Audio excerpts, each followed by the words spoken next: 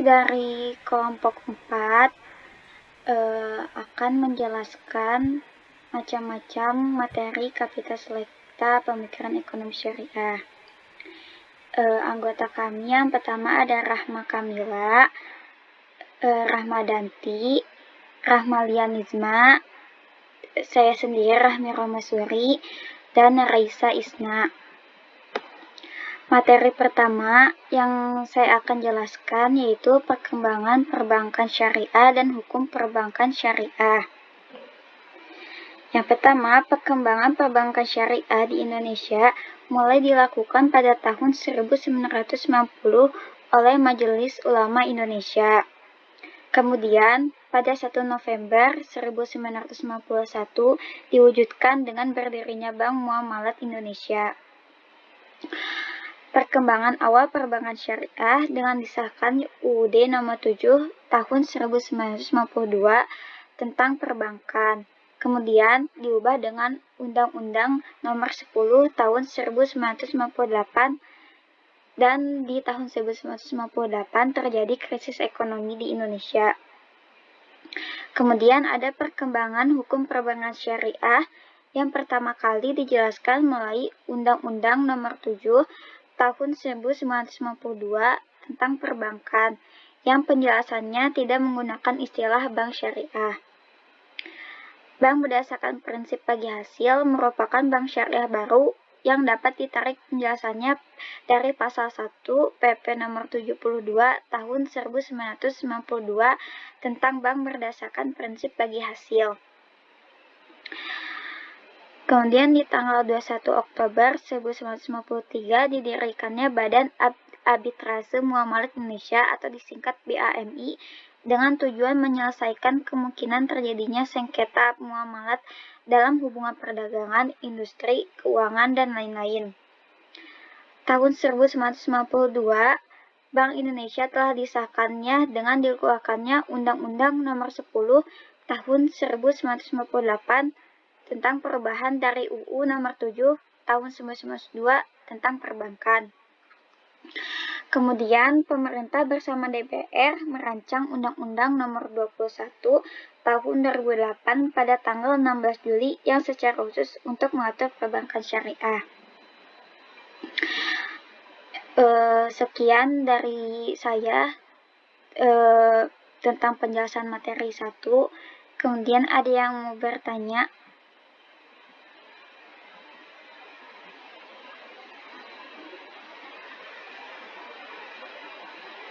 Saya mau bertanya. Ya, boleh. Bentar.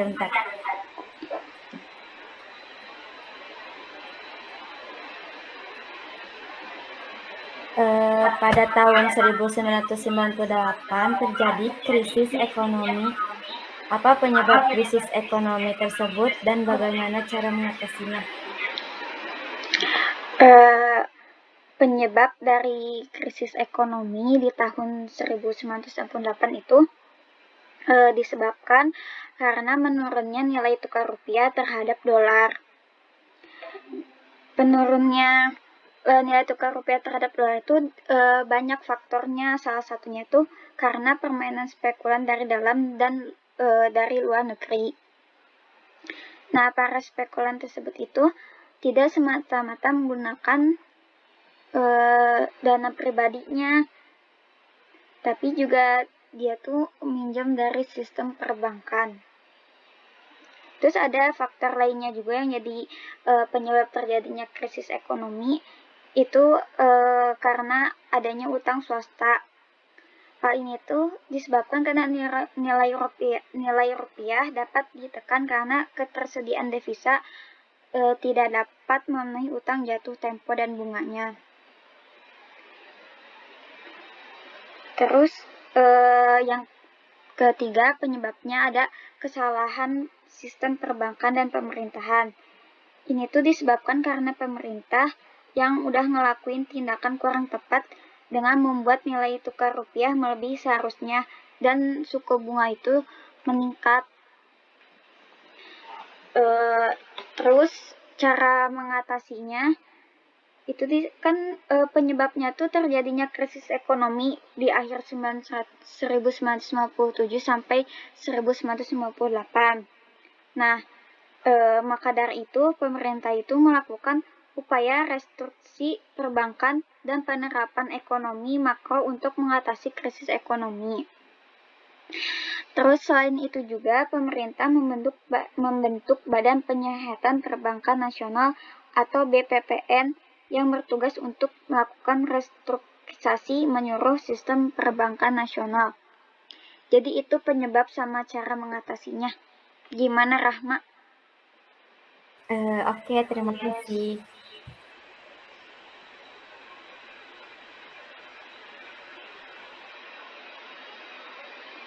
Kemudian selanjutnya materi 2 tentang Baitul Ma'al wa Tamwil yang akan dijelaskan oleh Rahma. Kamil. Baik, saya akan menjelaskan tentang materi yang kedua yaitu Baitul Mal wa Tamwil.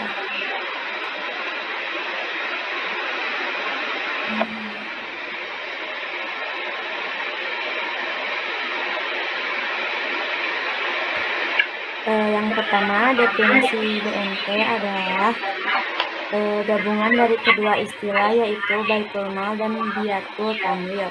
Dilihat dari segi istilah, BNP adalah sekelompok orang yang menyatukan diri untuk saling membantu dan bekerja sama membangun sumber pelayanan keuangan guna mendorong dan mengembangkan usaha produktif dan meningkatkan taraf hidup para anggotanya dan keluarganya.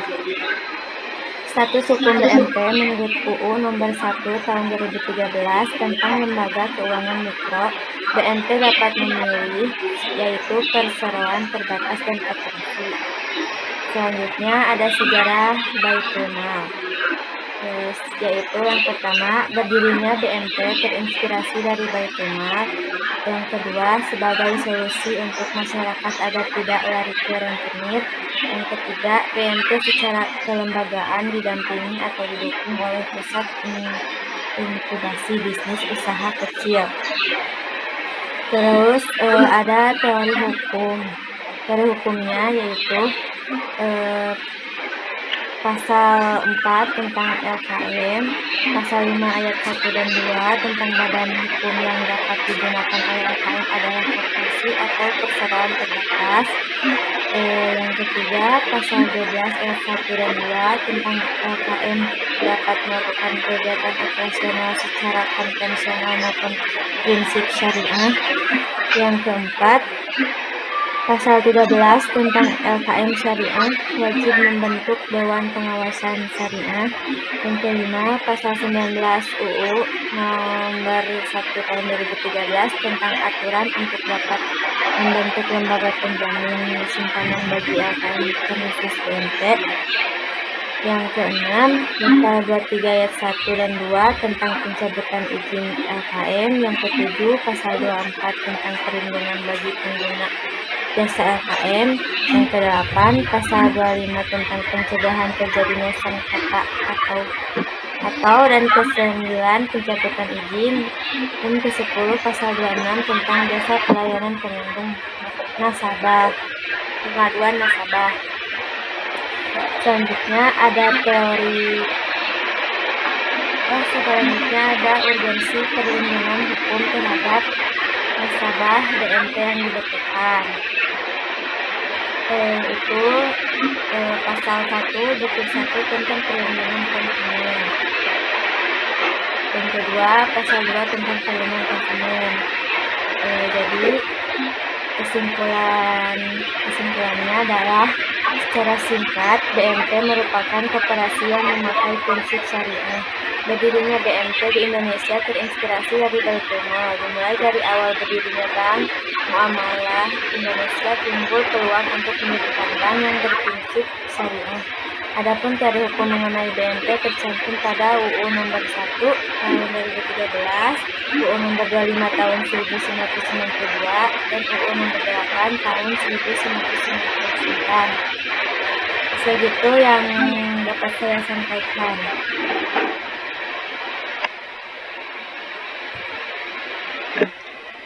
Saya mau bertanya, kan katanya BMT tuh nggak pakai bunga ya, pakai sistem bagi hasil. Nah itu cara bagi hasil di BMT tuh kayak gimana? Terima kasih. Oke, bentar.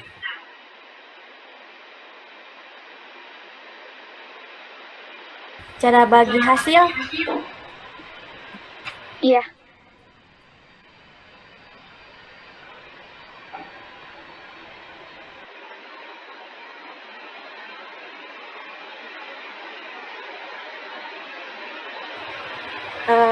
Cara bagi hasil PMT yaitu untuk nasabah tabungan bagi hasilnya 40% dari total tabungan diberikan ke seluruh nasabah, sedangkan 60% untuk PMP.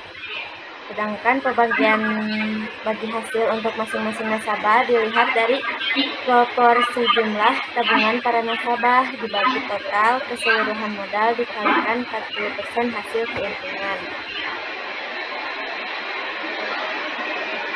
Begitu, Rahmi. Oh iya, terima kasih. Oke, sama-sama.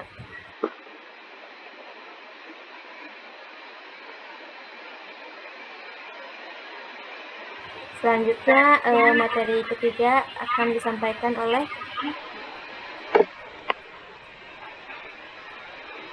Rahmadanti.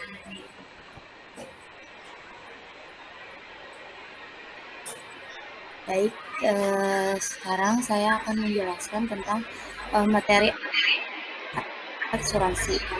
Yang pertama ada definisi asuransi dan asuransi syariah.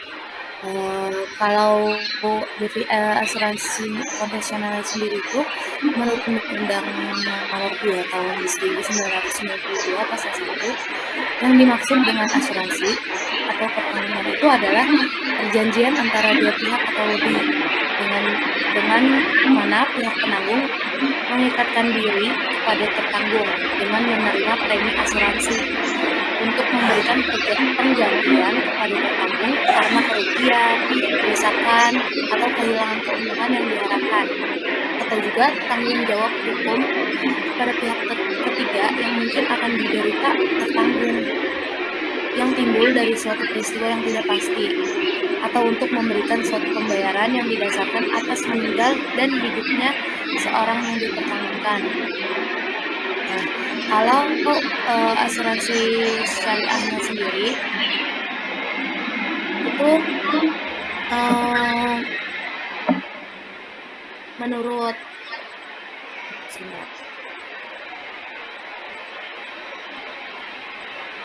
pengertian asuransi syariah menurut Dewan Syariah Nasional atau DSN dan Majelis Ulama Indonesia adalah sebuah usaha saling melindungi dan tolong-menolong di antara sejumlah orang melalui investasi dalam bentuk aset atau tabaruk yang memberikan pola pengembalian untuk menghadapi risiko tertentu melalui akad yang sesuai dengan syariah. Nah, lalu dasar hukum asuransi yaitu menurut peraturan perundang-undangan tentang perasuransian di Indonesia diatur dalam beberapa tempat, antara lain dalam Kitab Undang-Undang Hukum Dagang atau KUHD. Lalu dalam Kitab Undang-Undang Hukum Dagang KUHD ada dua cara pengaturan asuransi, yaitu pengaturan yang bersifat umum dan ada pengaturan yang bersifat khusus. Pengaturan yang bersifat umum terdapat dalam buku 1 bab 9 pasal 248 sampai 286 KUHD yang berlaku bagi semua jenis asuransi, baik yang sudah diatur dalam KUHD maupun yang diatur di luar KUHD, kecuali jika secara khusus ditentukan lain. Pengaturan yang bersifat khusus terdapat dalam buku bab 10 pasal 287 sampai 308 KUHD dan buku 2 bab 9 dan 10 pasal 592 sampai 695 KUHD. Lalu ada jenis asuransi. Nah, asuransi ini memiliki dua jenis asuransi, yaitu ada asuransi jiwa atau life insurance dan asuransi kerugian atau general insurance.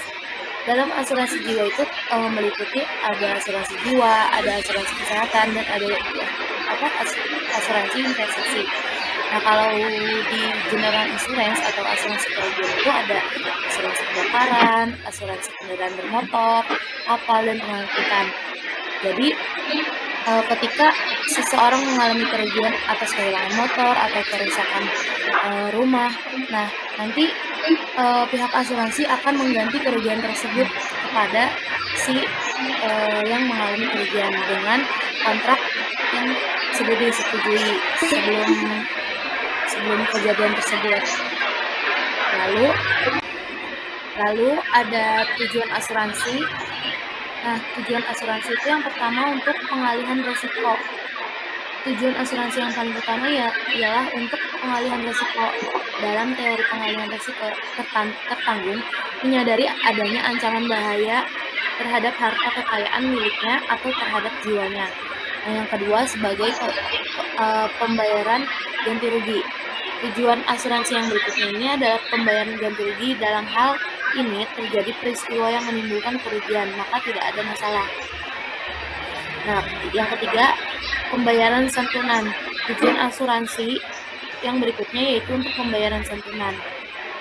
Asuransi kerugian dan juga asuransi jiwa diadakan berdasarkan perjanjian bebas atau sukarela antara penanggung dan tertanggung. Lalu yang terakhir ada manfaat asuransi. Manfaat asuransi itu yang pertama memberikan rasa aman dan perlindungan. Polis asuransi yang dimiliki oleh tertanggung akan memberikan rasa aman dari resiko atau kerugian yang mungkin akan timbul di masa yang akan datang. Jika resiko tersebut benar-benar terjadi, pihak tertanggung berhak mendapatkan penggantian kerugian sebesar polis yang telah ditentukan sebelumnya. Polis itu kontrak antara tertanggung dan penanggung di awal perjanjian. Lalu yang manfaat yang kedua itu polis asuransi dapat dijadikan sebagai jaminan untuk memperoleh kredit. Nah, seperti yang sudah saya bilang tadi, jika kita mengalami kerusakan tapi kita sudah mempunyai asuransi, maka nanti kerugian tersebut ditanggung oleh pihak asuransi. Manfaat yang ketiga, ada asuransi dapat berfungsi sebagai tabungan dan sumber pendapatan. Nah, itu premi yang dibayarkan oleh pihak tertanggung setiap periodenya memilih substansi yang sama dengan tabungan. Terus ada manfaat asuransi yang keempat, yaitu pendistribusian biaya dan manfaat yang lebih adil. Prinsip keadilan diperhitungkan dengan matang untuk menentukan nilai pertanggungan dan premi yang harus ditanggung oleh pemegang polis secara periodik dengan memperhatikan secara cermat faktor-faktor yang berpengaruh besar dalam asuransi tersebut. Manfaat asuransi yang kelima atau yang terakhir itu dapat bermanfaat sebagai alat penyebaran resiko. Resiko yang seharusnya ditanggung oleh tertanggung ikut dibebankan juga pada penanggung dengan imbalan sejumlah premi yang sudah dibayarkan di awal perjanjian berdasarkan atas nilai pertanggungan. Mungkin cukup sekian penjelasan dari saya. Mungkin ada yang ingin bertanya.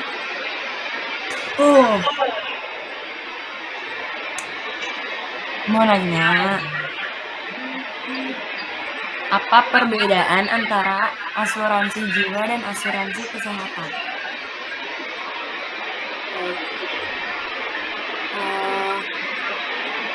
Pertanyaannya saya jawab ya. Bedanya itu ada pada tujuan dan penawaran perlindungannya. Nah, kalau asuransi jiwa itu memberikan manfaat kematian pada penerima manfaat yang kamu tunjuk jika terjadi kematian dini. Jadi misal yang mempunyai asuransi ini meninggal misalnya. Nah, nanti penerima manfaat si asuransi itu bisa dipindah gitu. Bisa dipindah. Nah, tujuannya adalah agar tunjangan kematian dapat digunakan untuk berbagai keperluan. Jadi tuh bisa dipindah atau bisa diambil uang asuransi yang selama ini udah dibayarkan kepada perusahaan gitu. Terus hal ini memberikan kesinambungan keuangan keluarga sehingga mereka tidak bergumul dengan keuangan setelah kematian. Lalu kalau pada asuransi kesehatan itu membantu membayar biaya pengobatan jika kamu sakit seperti kunjungan dokter, rawat inap di rumah sakit, obat-obatan, tes, dan lain-lainnya yang berhubungan dengan kebutuhan medis yang telah diatur di dalam premi. Contohnya seperti BPJS atau BPJS kan seperti asuransi ya. Jadi ketika kita tidak mempunyai uang untuk operasi, tiba-tiba kita mengalami kecelakaan yang harusnya kita untuk dioperasi. Nah itu biayanya sudah ditanggung oleh asuransi. Jadinya kita tidak usah membayar sejumlah uang lagi karena sudah ditanggungkan oleh BPJS. Sudah cukup, Raisa? Sudah. Terima kasih. Cukup sekian. Selanjutnya materi keempat yang akan dijelaskan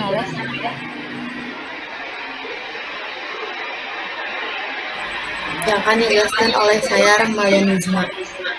Assalamualaikum warahmatullahi wabarakatuh. Saya Rahmalia Nizma. Waalaikumsalam warahmatullahi wabarakatuh. Saya Rahmalia Nizma dari kelompok 4 ingin menjelaskan tentang reasuransi. Yang pertama itu definisinya atau pengertiannya. Reasuransi adalah asuransi yang ditujukan bagi perusahaan asuransi. Melalui produk tersebut, perusahaan asuransi mampu mengalihkan resiko ketidakmampuan secara finansial pada perusahaan lain alias reasuradur.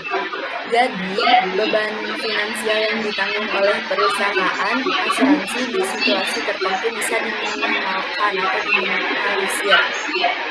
Yang kedua itu perusahaan reasuransi di Indonesia. Yang pertama, Maskapai Reasuransi Indonesia. Yang kedua, Reasuransi Indonesia Utama. Yang ketiga itu reasuransi MyPart Indonesia. Yang keempat itu Reasuransi Nasional Indonesia. Yang kelima itu Tugu Reasuransi Indonesia. Dan yang terakhir itu Reasuransi Syariah Indonesia.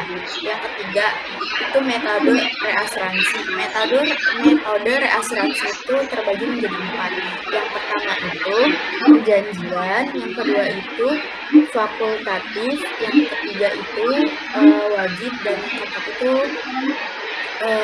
perjanjian. Yang keempat tujuan dan fungsi reasuransi. Yang pertama itu ada capacity atau kapasitas. Terbatasnya kapasitas yang dimiliki oleh direct insurer tertentu membuat direct insurer tersebut tidak leluasa mengisi jumlah pertanggung yang melebihi kapasitasnya. Yang kedua itu removal of uncertainty. Terjadinya kerugian dapat dianggap pasti, tetapi apa yang tidak dapat dipastikan adalah frekuensi terjadi kerugiannya, kapan kerugian itu akan terjadi, dan kapan dan berapa besar kerugian yang akan diderita. Yang selanjutnya itu, yang ketiga ada confident. Sebagaimana halnya asuransi, yang salah satu manfaatnya bagi tertanggung adalah menciptakan rasa yakin atau confident. Reasuransi pun memberikan manfaat yang sama bagi direct insurer. Sebagai contohnya, dengan dapat dihilangkan ketidakpastian tertentu melalui mekanisme asuransi, perusahaan akan bersedia untuk membesarkan investasinya ketimbang menyimpan uang sebagai cadangan. Yang keempat itu ada catastrophe protection. Keadaan finansial direct insurer dapat menjadi sangat buruk dalam hal ini. Ia harus menanggung kerugian-kerugian yang luar biasa jumlahnya. Reasuransi berperan sebagai pengaman untuk melindungi direct insurer dari keadaan seperti ini. Yang kelima itu spread of risk. Seperti telah ditemukan di atas, reasuransi adalah mekanisme pengalih risiko dari direct insurer kepada reasuradur. Oleh sebab itu, reasuransi berperan sebagai alat penyebar risiko. Yang selanjutnya itu ada cara kerja reasuransi. Mengenai cara kerja dari reasuransi sendiri tidak jauh berbeda dengan produk asuransi pada umumnya. Selayaknya menjadi nasabah, perusahaan asuransi harus membayar premi agar bisa mendapatkan manfaat pengalihan risiko yang dibutuhkan dari layanan ini. Yang terakhir, alasan membutuhkan reasuransi. Pertama, mengapa reasuransi dibutuhkan adalah perusahaan asuransi berisiko mengalami pengajuan klaim besar dari para nasabah. Melalui reasuransi, perusahaan jadi mampu mengalihkan sebagian risiko ini perusahaan lain. Sekian dari saya. Ada yang mau bertanya? Saya izin bertanya. Iya, boleh. Perbedaan dari alasan perusahaan asuransi menggunakan reasuransi itu apa? Oke, Terima baik, kasih. sebentar. Ya. Menjawab dari pertanyaan Rahmi, kan tadi Rahmi nanya apa yang menjadi alasan perusahaan asuransi menggunakan reasuransi ya. Saya ingin jawab ya, yang reasuransi itu sangat penting bagi perusahaan asuransi. Mengapa seperti itu? Sebab reasuransi itu sangat bermanfaat untuk meningkatkan kapasitas penerimaan resiko pada perusahaan asuransi. Kemudian juga perusahaan asuransi dapat terbantu dengan pengelolaan kas cadangan klaim sehingga kuota untuk penerbitan produk asuransi yang baru juga lebih besar. Ya, cukup. Apakah sudah cukup? Terima kasih. Terima kasih. Sekian dari saya. Wassalamualaikum warahmatullahi wabarakatuh. Dan materi selanjutnya akan disampaikan oleh saya, Rahmi. Ya. Selanjutnya ada perkembangan reksadana syariah dan hukum reksadana syariah. Jadi yang pertama ada definisi dari perkembangan reksadana syariah.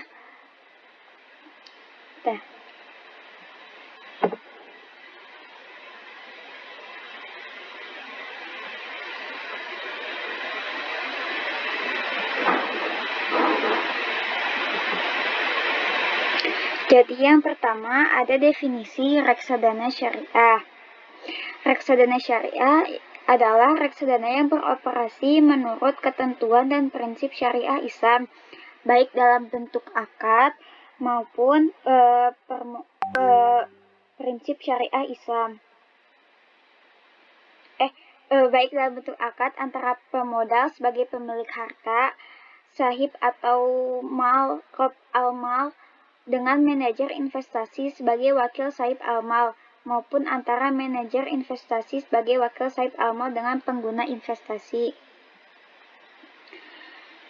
Perkembangan reksadana syariah yaitu secara internasional, perkembangan reksadana syariah dimulai dengan lahirnya Equity Fund Syariah pertama kali dalam bentuk The Amanah Fund yang diterbitkan oleh North America Islamic Trust pada tahun 1986. Di Indonesia, reksadana telah ada sejak tahun 1997 melalui PT Dana Reksa. Hanya dalam waktu 1 semester, pada tahun 1998 telah lahir 20 reksadana. Kemudian, pada tahun 2008, menurut data DSN Majelis Ulama Indonesia sudah hadir 22 reksadana syariah. Kemudian ada dasar hukum reksadana syariah. Menurut Fatwa Dewan Syariah Nasional MUI nomor 20 mendefinisikan reksadana Islam sebagai reksadana yang beroperasi menurut ketentuan dan prinsip Islam, baik dalam bentuk akad atau pemodal sebagai pemilik harta. Terus adapun manfaat dan risiko reksadana syariah. Manfaatnya itu likuiditas, diversifikasi, manajemen profesional, biaya yang rendah, pelayanan yang menarik, dan transparansi informasi.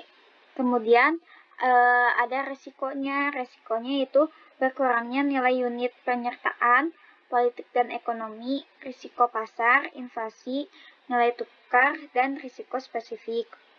Kemudian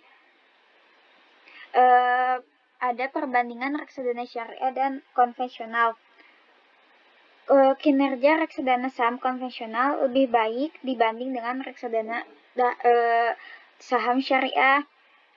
Kalau berinvestasi pada reksadana syariah lebih menguntungkan daripada berinvestasi pada reksadana konvensional, dan berinvestasi pada reksadana konvensional lebih berisiko daripada reksadana syariah. Cukup sekian materi yang saya sampaikan mengenai reksadana syariah dan hukum reksadana syariah. Ada yang mau bertanya? Aku mau nanya. Bentar.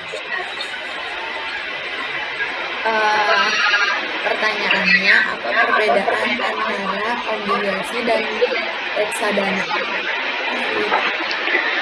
Oke. Jadi kalau obligasi itu dicairinnya pada jatuh tempo. Tapi ada beberapa jenis obligasi yang bisa diperjualbelikan di pasar sekunder. Terus kalau investasi reksadana, pendapatan tetap bisa dijual maupun dibeli kapanpun. Gimana, udah cukup? Oke, makasih, cukup. Selanjutnya akan dijelaskan oleh Raisa Isma.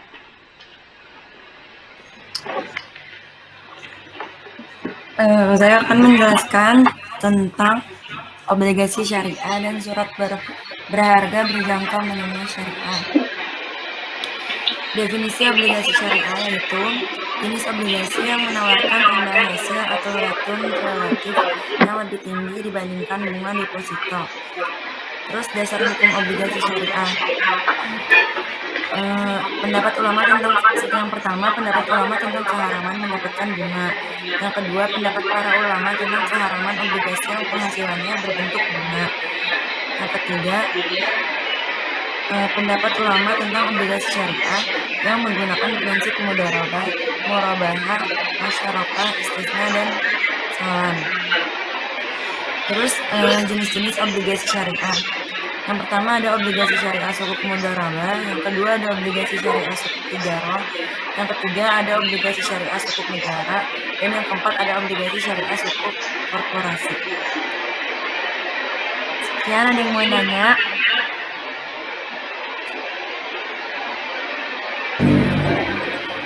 Saya izin bertanya. Ya, silakan baca.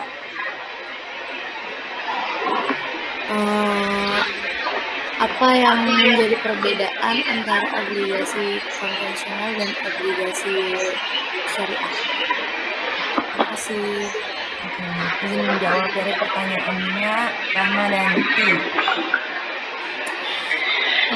Perbedaan obligasi konvensional dan syariah.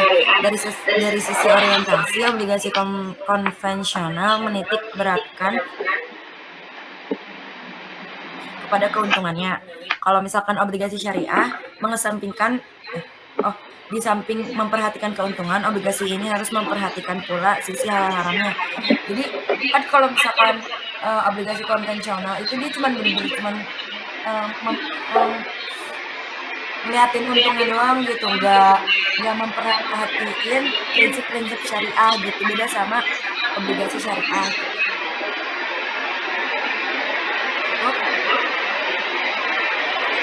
Oke, terima kasih ya Raisa. Sekian presentasi dari kelompok dari materi